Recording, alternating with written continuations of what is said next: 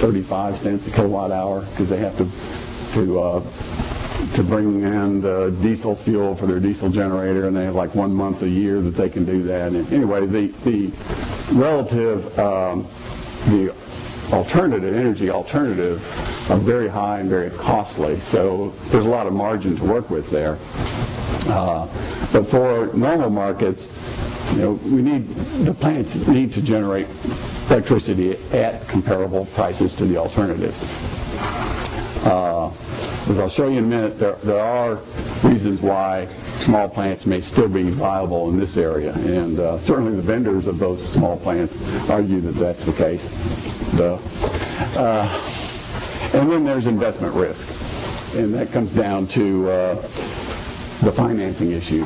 Nobody's got $6 billion in their pocket to put out for any size machine. They're going to be financing these, and there are a lot of issues related to their ability to get financing money for these, which we think the smaller plants will relate to.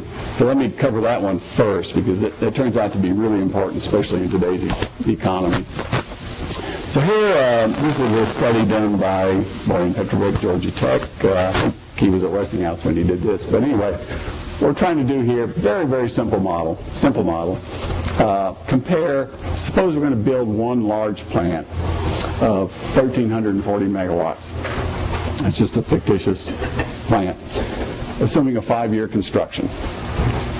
And compare that to the cash outlay, that is the debt level, against building 4 335 megawatt plants, which, if you remember, is the size of Iris. So the whole point of this was how would building 4 Irises against one large plant stack up from a cash outlay point of view. So if you're building the 5-year large plant, again, very, very simple assumptions. That's sort of your debt profile. So you're spending money as you build the thing out to the time that you complete construction, where basically the full cost of the construction is debt, and then you start producing power and you start paying that debt back. Now, what does it look like for the 4 staggered builds, where we're assuming 3-year construction for each of the 4, and that each one is started contiguously with the last one? And it looks something like this, because obviously you're producing revenue from your first unit when you start construction of the second unit, and so on and so forth. So you're offsetting that debt level with the revenue stream. And if you actually use a more rigorous model, and there have been some folks, some real economists, which I'm not, look at that, and it turns out if you do it and you consider all the financing issues and cost interest during construction, that actually that number ends up more like about 35% of the total cost of the large plant. So there's a huge savings in the cash outlay, and this is a huge factor for some of the owners. But again, okay, sure. Remember what Roland assumes for the capital cost of the small versus He assumed that it was 5% higher than the total cost of the large plant. And I'll show you in a minute, the next slide, where that number comes from. So, getting back to your comment, but you're not going to pay an arm and a leg for the cost of electricity for the small plant. So what about economy of scale? So here's back to my little, this was for a DOE presentation, so excuse me if this insults you. But, so let's talk about a family car again. We'll go back to my transportation model. So a bus, actually, if you think about the cost per person mile of transportation, a bus offers the best solution. So how many of you own a bus as your family car? You do? Okay. No, you ride one, but you don't own one.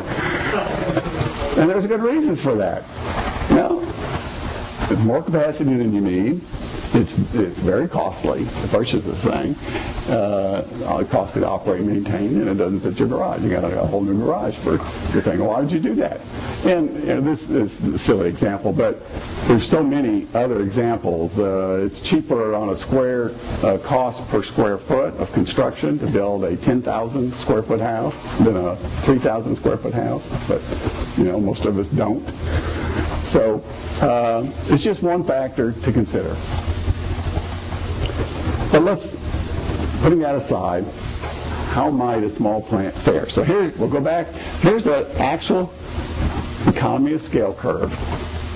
And what I'm going to do is go back to that comparison of one large 1340 megawatt plant to 4 small 335 plants. So if we set the 1340 as my reference of 1, and this is just relative overnight cost, to say, okay, what would be the penalty of that same capacity in 4 small 335s?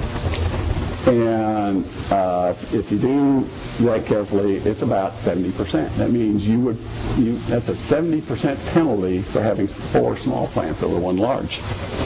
So what might offset that? So first of all, the fact that you've got multiple units, which is basically a way of saying I'm sharing some of the infrastructure for the multiple units. I don't have to build another set of roads or a switch yard or an administration building, all the other balance of plant things that go in to a site. And this is true whether the plant's small or large. You see a lot of sites have multiple units on them, and that's probably why. They're saving costs by sharing that infrastructure. But it will happen faster with small plants because you're adding more of them onto a site. Another factor is just learning. Since instead of building 1 large plant, you're building 4 small ones, you're further along your learning curve, which means you figure out how to construct and fabricate it and assemble it faster and cheaper by the time you get to the 4th one. And there's a cost savings associated with that. Then there's the build schedule and the unit timing. This goes back to where I said if you can match your demand growth more exactly, you're going to save a lot of money by not having excess power or deficient power. You need to buy make-up power. So there are a number of things just in the ability to time your construction with the smaller units. But perhaps the biggest saving, which is very specific to small systems, is that this plant, the 335 megawatt plant, is not just a downsized version of the 340. It is an entirely different design.